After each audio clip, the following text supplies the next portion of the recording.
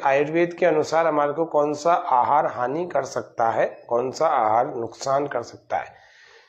अजीर्ण कहते हैं जब हमारे पेट में गड़बड़ हो जाती है, सामान्य अर्थों में कहा जाए कि अपच हो जाना, और अपच होने के कारण से बहुत सारे पेट की ऐसी व्याधियां जन्म लेती हैं जो हमारे पेट के सिस्टम को बिल्कुल बिगाड़ देती है, बिल्कुल खराब कर देती है। उसको अजीर्ण, अपच, अफारा ऐसे अलग अलग नामों से कहा जाता है। तो कौन से पदार्थों को, कौन से ऐसे फूड की चीजों को, कौन सा ऐसा फूड है जिसको हम ज्यादा खा लेते हैं तो हमारे को अजीर्ण हो जाता है। अगर हमने अंडे ज्यादा खा लिए, वैसे तो अंडे खाने ही नहीं चाहिए, फिर भी जो लोग अंडे खाते हैं वे लोग यदि अंडे ज्यादा खा लेते हैं तो उनको अजीर्ण हो जाता है। उनके अपक्वावस्था यानी कि जो नहीं पकी हुई है चीज, अगर ऐसा हो गया तो फिर क्या होगा, कफ बढ़ाएंगे। ज्यादा अंडे खाने से कफ बढ़ाएंगे और पित्त भी बढ़ाएंगे। ये कफ कारक और पित्त कारक होता है ज्यादा अंडे खाने से। अब इसके ज्यादा खा तो लिए, अब इसका पाचन कैसे किया जाए, इसके अजीर्ण को कैसे निवारण किया जाए, तो उसके लिए अजवाइन का 1 चम्मच खा सकते हैं। हरा धनिया हम खा सकते हैं, थोड़ा सा, कुछ पत्ते, हल्दी और प्याज खा सकते हैं, है ना। अजवाइन भी एक पंसारी के पास मिलती है, उसको खुरासानी अजवाइन कहते हैं। सामान्य अजवाइन तो आप सबको घरों में होती है, एक खुरासानी अजवाइन अलग होती है। ये अजीर्ण निवारक द्रव्य कहलाती है। अगर हम अंडे के ऊपर ले में ज्यादा अंडे किसी ने खा ली है तो ठीक है। तो ज्यादा चीजों को खा लिया जाए, फिर उसके अजीर्ण को कैसे रोका जाए। वैसे तो गर्मी का समय है, ज्यादा खाया ही नहीं जाता, फिर भी कुछ लोग स्वाद के वशीभूत होकर के, जीभ के संयम को भूल करके बहुत सारा खा लेते हैं। तो उनके अजीर्ण को कैसे दूर किया जाए। जैसे मछली और मांस किसी ने बहुत ज्यादा खा लिया, यह भी नहीं खाने योग्य चीज नहीं मनुष्यों के, फिर भी मान लीजिए किसी ने खा लिया, तो उसका पित्त बढ़ेगा, पित्त कारक है। अब इसको शमन कैसे किया जाए, अजीर्ण कैसे दूर किया जाए इसके बढ़ने से, क्या करें। नारियल हम खा सकते हैं, चूने का सेवन कर सकते हैं जो जर्दे में लोग मिला करके लेते हैं, और नींबू भी ले सकते हैं। इन तीनों में से 1 या 2 चीजों को हम ले सकते हैं। रेड मीट अगर किसी ने खा लिया है तो ये होता है दीर्घपाकी यानी बहुत देर से पचने वाला होता है, और बहुत देर से पचने के कारण से यह भी अजीर्ण पैदा कर सकता है। तो उसको पचाने के लिए आपको लाल मिर्च का, लौंग का सेवन करना चाहिए। कैसे, जब इसको पका रहे हैं ना, उस पकाने के दौरान ही आपको लाल मिर्च भी डालने चाहिए और लौंग भी डालने चाहिए, तो रेड मीट भी हजम हो जाता है, अजीर्ण नहीं करता। ये सब तो रही नॉन वेजिटेरियन लोगों की बातें। हम सब लोग योग करने वाले हैं, अच्छे आयुर्वेद के पालन करने वाले हैं, तो हम सब लोगों को नॉनवेज कभी नहीं खाना चाहिए। हमें खाना चाहिए सात्विक अन्न, हम सबको खाना चाहिए, वेजिटेरियन होना चाहिए हमें, तो वेज खाना चाहिए। अब वेज में भी बहुत सारी ऐसी चीजें हैं जो अजीर्ण पैदा कर सकती हैं, तो वो कौन कौन सी चीजें हैं उसको देखते हैं। दधी यानी कि दही, दही ज्यादा खा लिया तो कफ बढ़ाएगा। इसको आपको जीरा डाल करके या अदरक डाल करके लेना चाहिए, जिससे कि अजीर्ण नहीं पैदा करेगा, अजीर्ण, अपच, अफारा नहीं पैदा करेगा। पनीर ज्यादा ले लिया तो पित्त बढ़ाएगा, गर्मी बढ़ाएगा, कफ बढ़ाएगा। तो काली मिर्च और लाल मिर्च, यह इसकी सब्जी में अगर डाले जाए, पनीर की सब्जी अगर ले रहे हैं तो उसमें काली मिर्च और लाल मिर्च डालेंगे तो अजीर्ण नहीं होगा। कुल्फी, अभी गर्मी का टाइम है, किसी ने कुल्फी ज्यादा खा ली, कुल्फी से कफ बढ़ेगा, जुकाम होगा। और इसको अगर बचाना है तो फिर क्या करना, लौंग और इलायची, आपने देखा होगा कुछ कुल्फी वाले इलायची भी डालते हैं, तो लौंग और इलायची, कुल्फी ज्यादा खा ली किसी ने, 1 नहीं 2 3 4 5 खा ली, तो लौंग को चूस लीजिए, अजीर्ण नहीं होगा, कफ नहीं बढ़ेगा। इलायची का सेवन कर लीजिए, तो इससे बच जाएंगे इन समस्याओं से। जौ को किसी ने ज्यादा खा लिया है तो क्या किया जाए। उसके बाद उसके अजीर्ण को दूर करने के लिए हल्दी, सरसों के बीज या जीरा, इनका सेवन किया जा सकता है। या फिर जौ का दलिया आदि जो भी बना रहे हैं, आप उसमें हल्दी डाल सकते हैं, आप उसमें सरसों के बीज डाल सकते हैं या जीरा डाल सकते हैं। यह अजीर्ण को दूर करने का एक बहुत बड़ा उपाय है, अगर जौ से उत्पन्न हुआ है, जौ के अधिक सेवन से उत्पन्न हुआ है तो गेहूं, गेहूं को किसी ने ज्यादा खा लिया है, गेहूं की रोटी ज्यादा खा ली है, तो फिर क्या किया जाए कि ये भी कफ कारक होता है, तो अदरक का सेवन करें गेहूं के ठीक बाद में। इस गेहूं के अधिक सेवन के बाद में अदरक का सेवन करना चाहिए। चावल किसी ने ज्यादा खा लिए हैं तो लौंग या काली मिर्च साबुत जिसको हम कहते हैं, तो इनका सेवन करने से अधिक चावल से उत्पन्न हुआ अजीर्ण धीरे धीरे दूर हो जाता है, समाप्त हो जाता है, ठीक हो जाता है। सब्जियां अगर फली वाली किसी ने ज्यादा खाई हैं तो वात कारक होता है। हाँ, और ऐसी स्थिति होती है कि अफारा पैदा हो जाता है शरीर में, पता ही नहीं लग रहा कि क्या हो रहा है, अंदर तूफान बवंडर सा मच रहा है पेट में। तो हमें क्या करना चाहिए, तो हमें लहसुन, लौंग, काली मिर्च, लाल मिर्च, ये 4 चीजों में से कोई भी एक चीज का सेवन कर सकते हैं, आपके अंदर का अफारा, अंदर का बवंडर और तूफान समाप्त हो जाएगा। लौंग चूस सकते हैं अगर आपने फली वाली सब्जियां ज्यादा ली हैं तो।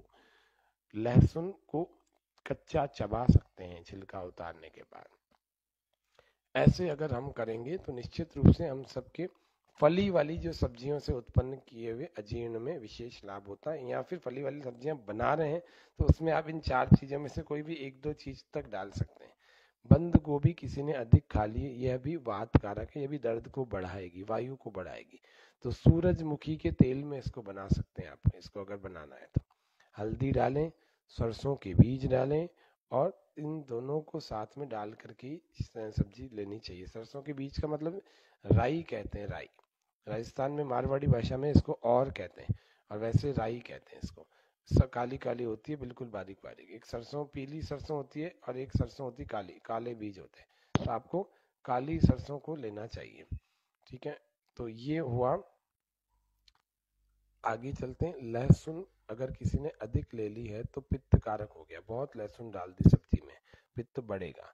और इस पित्त को दूर करने के लिए आपको नारियल का चूरा, नारियल का चूरा बाजार में मिलता है आसानी से, और नींबू, इन दोनों का सेवन करना चाहिए, या दोनों में से एक चीज का सेवन करना चाहिए, तो लहसुन से उत्पन्न हुआ अजीर्ण दूर हो जाता है। हरी तक जो सलाद लिया है, ग्रीन सलाद, ग्रीन सलाद भी बहुत ज्यादा ले लिया और रात को ले लिया तो ये वात कारक होता है। वात कारक यानी दर्दों को बढ़ाएगा, वायु के प्रकोप को बढ़ाएगा। तो जैतून का तेल और नींबू का रस, इन दोनों को साथ लेना चाहिए। जैतून का तेल, आजकल जैतून का सिरका बड़ा प्रचलित हो रहा है अलग अलग बीमारियों में, तो आप जैतून का तेल आधा चम्मच ले सकते हैं, और नींबू का रस भी आधा चम्मच ले सकते हैं, 1 चम्मच करके इसको पी लीजिए। तो जो ग्रीन सलाद रात को आपने बहुत सारा खा लिया है, अब वो भारीपन सा लग रहा है, उससे अफारा या अजीर्ण पैदा हो गया है, तो उसको ऐसे शमन किया जाएगा। तो जैतून का तेल और नींबू का रस आधा आधा चम्मच मिला करके 1 चम्मच हो जाएगा। आगे चलते हैं। प्याज का किसी ने ज्यादा सेवन किया तो दाह कारक होता है, ये अग्नि, जैसे कोई जलाने वाला हो जाता है, जैसे अग्नि पित्त बढ़ाने वाली लहसुन थी, ऐसे ही दाह कारक प्याज होता है। तो इसके अजीर्ण को कैसे दूर किया जाता है, लवण को यानी नमक को, नींबू को, दही को और सरसों के बीज को, इन चारों का सेवन, इन चारों में से किसी एक पदार्थ का सेवन करके प्याज के अजीर्ण को दूर किया जाएगा। प्याज से उत्पन्न हुए, आलू किसी ने ज्यादा खा लिया तो भी वो वात कारक है। वैसे तो आलू खाने की कोई चीज नहीं है, भारत के वासियों के लिए अनुकूल है भी नहीं, फिर भी अगर खा रहे हैं तो आलू दर्द वालों को, मोटे लोगों को, पेट की समस्या वालों को बिल्कुल नहीं खाना चाहिए। फिर भी खा रहे हैं, गैस, एसिडिटी, कब्ज है, फिर भी आलू खा रहे हैं, नहीं खाना चाहिए। फिर भी जो लोग खा रहे हैं आलू, वो घी के साथ काली मिर्च के दानों का सेवन करें, या जब भी आलू बना रहे हैं तो घी के साथ बनाएं और काली मिर्च को जरूर डालें। ये आपको आयुर्वेदिक रेसिपी बता रहे हैं कि कैसे कैसे, कौन कौन सी चीज को कैसे कैसे संयोजनों के साथ बनाएंगे तो वो बीमारी नहीं पैदा करेंगे, अजीर्ण नहीं पैदा करेंगे। टमाटर कफ कारक होता है, आलू वात कारक और टमाटर कफ कारक। तो टमाटर का सेवन नींबू या जीरे के साथ करना चाहिए, तो टमाटर जल्दी हजम हो जाता है, जल्दी पच जाता है। मक्खन का, एक मक्खन, मक्खन फल होता है जिसको हम नाशपाती के आसपास का फल कहते हैं। नाशपाती तो वैसे अलग होती है, एक मक्खन फल अलग होता है। सभी राज्यों में नहीं मिलता, इसलिए शायद आप लोगों को नया नाम लगेगा ये। तो नाशपाती ज्यादा ले ली जाए तो कफ कारक हो जाती है। खानी तो चाहिए सबको, नाशपाती के सीजन में नाशपाती, नाक सबको खाना चाहिए, लेकिन जिन्होंने ज्यादा खा ली तो उनको भी अजीर्ण हो जाएगा।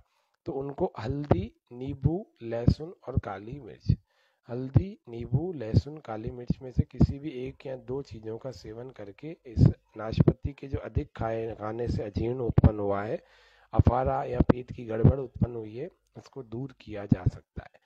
आज का कार्यक्रम विशेष है, ये चीजें आपको सुनने को ऐसे हर जगह नहीं मिल पाएंगी, इसलिए आप इनको ध्यानपूर्वक सुनिएगा और नोट करके रखिएगा कि कौन सी चीज कभी अधिक खा ली जाए तो उसके शमन को, या फिर कोई चीज बनाई जाए तो उसमें क्या चीजें हम डालें जिससे कि वह बीमारी पैदा नहीं करे, हमारे पेट को खराब नहीं करे। केला किसी ने ज्यादा खा लिया है, अब हजम नहीं हो रहा, तो इलायची खा लो, एक दो, दो तीन इलायची खा लो, तीन केले खा लिए, दो इलायची ऊपर से चबा चबा खा लो, छिलके सहित, दानों सहित चबा चबा के खा लीजिए। यह केले के अजीर्ण को दूर करता है, केले से उत्पन्न हुए अजीर्ण को दूर करता है यह इलायची का सेवन। आप अगर दूध नहीं पच रहा तो भी इलायची ले सकते हैं, केला नहीं पच रहा तो भी इलायची ले सकते हैं, बहुत आवश्यक अच्छी चीज होती है। अब शुष्क फल बहुत शुष्क है और रूक्ष कारक होता है, वो रूक्ष कारक यानी रूखापन पैदा करता है, और वात कारक भी होता है, वायु भी बढ़ाता है, दर्द भी बढ़ा देता है। पानी में अगर इनको डुबो करके आप सेवन करेंगे ना तो ये ठीक रहेगा, नहीं तो अजीर्ण ही उत्पन्न करेगा। आम यदि जैसे अतिसार पैदा करता है, अतिसार यानी दस्त पैदा करता है, आम अगर आपने ज्यादा खा लिया तो दस्त लगा देगा, दस्तावर होता है। तो घी के साथ इलायची का सेवन करें, घी के साथ इलायची का सेवन करें अगर ज्यादा आम कभी खा लिए हैं या मैंगो शेक ज्यादा पी लिया है तो, ये थोड़ा ध्यान रखना। मूंगफली किसी ने ज्यादा ले लिए तो वात हर तो है ये, लेकिन पित्त कारक है, वात का तो हरण करती है लेकिन पित्त को बढ़ाती है ये मूंगफली, वायु को बढ़ाती, वायु को घटाती है और पित्त को बढ़ाती है, गर्मी को बढ़ाती है। इसको अगर रात को आप है ना इसको पानी में भिगो करके अगर फिर बाद में आप इसको गर्म करके सेवन करेंगे तब ये पित्त को बढ़ाने वाली नहीं होगी, ये भी ध्यान रखने की बात है। मूंगफली को रात को पानी में भिगो के रखें, उसके बाद सुबह सुखा लें, फिर इसको अगर आप गर्म करके सेवन करेंगे तो पित्त नहीं बढ़ाएगी, स्वादिष्ट भी होगी, पौष्टिक भी होगी, प्रोटीन देने वाली भी होगी और बड़ा जबरदस्त काम करती है मूंगफली। इसीलिए मूंगफली बड़ी अच्छी उपयोगी चीज है, इसको सेवन करने का एक तरीका बता दिया। कोई काली चाय यदि पी रहा है तो उसमें अदरक जरूर डालें, नहीं तो उत्तेजना अनावश्यक रूप से बढ़ेगी और अवसाद पैदा होगा। अवसाद यानी क्या पैदा होगा, तनाव पैदा होगा। तो काफी सारे लोगों को मैंने देखा काली चाय पीते रहते हैं, काली चाय को पिए तो, लेकिन उसमें अदरक जरूर डालें, नहीं तो ये नुकसान करेगी। नेचुरल सल्फर नहीं होगा तो यह अवसाद, स्ट्रेस, डिप्रेशन पैदा करेगी। कैफीन होता है कॉफी में, कॉफी प्योरली कैफीन से बनी होती है, इसलिए आपको यदि कॉफी ज्यादा सेवन किसी ने कर ली है तो यह भी उत्तेजक है। जायफल बाजार में मिलता है, आपको पंसारी के पास मिल जाता है, उसका जायफल को पीस करके उसका चूर्ण बना लीजिए और साथ में इलायची का भी चूर्ण बना लीजिए। इन दोनों को साथ में ले लेंगे तो जिन्होंने ज़्यादा कॉफ़ी पी रखी है या ज़्यादा कॉफ़ियाँ आज तक पी है या एक दिन में 2 5 5 7 कप भी पी लेते हैं, इन सब को जायफल का चूर्ण, इलायची के चूर्ण दोनों को मिक्स करके सेवन करना चाहिए। तो कॉफ़ी का कैफीन जो है आपके लिए नुकसान कारक नहीं होगा। चॉकलेट किसी ने ज़्यादा खा ली, यह भी उत्तेजक होता है, इलायची और जीरे से इसके अजीर्ण को शमन किया जा सकता है। और देखते हैं एक पॉपकॉर्न होता है, पॉपकॉर्न आप लोग जानते हैं, कभी ज़्यादातर लोग फिल्म देखने जाते हैं तो वहाँ पर भी पॉपकॉर्न का सेवन करते हैं। तो पॉपकॉर्न अगर किसी ने ज़्यादा खा लिए हैं लालच लालच में, जीभ के स्वाद में, या तो क्या होगा, वात बढ़ेगा, और वात बढ़ेगा तो उसका घी के साथ में सेवन करना चाहिए या इसके ऊपर घी का एक आध चम्मच पी लेना चाहिए। यह पॉपकॉर्न के ठीक बाद में करने योग्य क्रिया है। इसके ठीक बाद में आपको पानी नहीं पीना चाहिए, आपको घी का एक चम्मच पी लेना चाहिए, आधा या एक चम्मच पी सकते हैं, नुकसान कभी नहीं करता घी, अगर असली घी हो तो यह एक पॉपकॉर्न की अधिकता से उत्पन्न हुए अधिक सेवन से उत्पन्न हुए जो अजीर्ण है उसका निवारण का एक उपाय बता दिया मैंने आपको पॉपकॉर्न का। एक तंबाकू किसी ने ज्यादा यूज कर लिया है तो पित्त का प्रकोप पैदा करेगा, पित्त को बिगाड़ेगा और वात बढ़ाएगा और उत्तेजक है, ये उत्तेजना पैदा करेगा। तो क्या करना चाहिए? तो ब्राह्मी नाम की एक जड़ी बूटी आयुर्वेद में मिलती है, उस ब्राह्मी का चूर्ण मिल जाता है, उस ब्राह्मी के चूर्ण को चुटकी भर आप सेवन करें। तंबाकू का जो बुरा प्रभाव है, जो अजीर्ण उत्पन्न कर रहा है, अपच उत्पन्न कर रहा है, अफारा उत्पन्न कर रहा है, वह दूर हो जाएगा वह प्रभाव। और एक वच होती है, वच, उसकी जड़, वचा मूल भी कहते हैं उसको, और उसके अलावा अजवाइन के जो बीज होते हैं, जो अजवाइन होती है वह, इन तीनों चीजों को आप प्रयोग कर सकते हैं साथ में, अथवा अलग अलग करके कर सकते हैं। तो ये तंबाकू के द्वारा उत्पन्न हुए जो अजीर्ण है उसको भी समाप्त कर देती है, यह तीन चीजें। तो इसीलिए आप सबको इन सब चीजों का सेवन करना, और अगर पहले तो इन सब चीजों का सेवन करने से पहले ये बात ध्यान रखना, अगर इन चीजों को पका रहे हैं तो इन्हीं चीजों के साथ पकाएं तो ज्यादा आपको फायदा मिलेगा। और दूसरा, कोई भी चीज़ ज़्यादा ना खाएं, कोई चीज़ ज़्यादा खाएंगे फिर उसको आप पचाने के लिए फिर आप मेहनत कर रहे हैं, इसकी अपेक्षा पहले ही आप अपनी जीभ पर कंट्रोल रखें, तो इतना ज़्यादा अच्छा रहेगा। आज के कार्यक्रम में कुछ विशेष बातें बताई हैं, ये सामान्य बातें नहीं है, आयुर्वेद के ग्रंथों से यह निकली हुई बातें हैं, ये सब हम सब के लिए कल्याणकारी सिद्ध होंगी। आज इतना ही, कल फिर मिलेंगे। सभी को धन्यवाद। ओम शांति शांति शांति, सर्वेभ्यो नमः।